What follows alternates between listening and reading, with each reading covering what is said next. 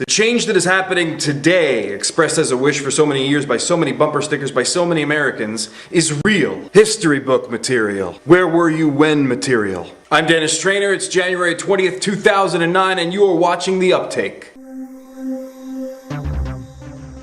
No matter what your political affiliation is, most Americans agree that George Bush has spent the last 8 years abusing the environment, the Constitution, and not least of all, the English language. And yet America, a country born from revolution, and a government that is supposed to function of the people, for the people, and by the people, did not, by and large, take to the streets to stop the abuses in their name. What we did do, literally and figuratively, for the last 8 years, is take to the mall. We spent funny money on imported plastics and finely woven fabrics with brand name logos, using bad credit to accumulate trinkets and distractions, the better to anesthetize ourselves from the grim reality that our country had been hijacked and was on a collision course with the self-fulfilling prophecy of Armageddon, and that the man with his hand on the wheel and the foot on the pedal claimed to be in direct communication with God. Just as little orphan Annie comforted herself with the coda, "The sun will come out tomorrow," citizens in the United States who buried their head in their sand and told themselves they were doing something by placing a 12009 bumper sticker on their car now do get to experience the catharsis of a wonderful ending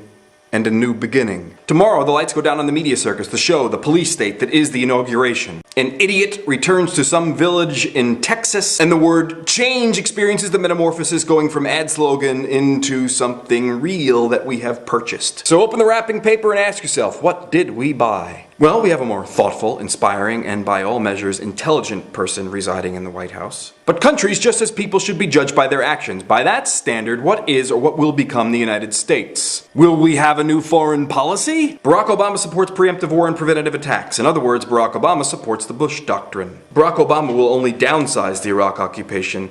He will not end it. And the war on terror, the boogeyman that feeds the fear that feeds the military-industrial complex, will rage on without end. Will the United States have a green agenda that meets the crisis our planet is facing? Not so long as Obama uses the word clean next to the word coal. Will the United States join most of the industrialized world in providing health care for its citizens? Not while Barack Obama maintains that the profits of the healthcare industry are more important than the lives of the 18,000 people who will die next year for lack of health care. But even a contrarian like me must admit that today is a special day.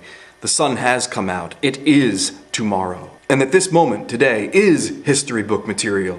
Where were you when material? So, in the moment when America purchased change and actually took it seriously, when the American people stopped going to the mall and started taking to the streets, or did something to help create a more sustainable energy policy, or worked for a foreign policy that didn't involve the endgame of Armageddon, or worked to achieve single-payer health care, in the moment that America took Barack Obama's call to action seriously, where were you when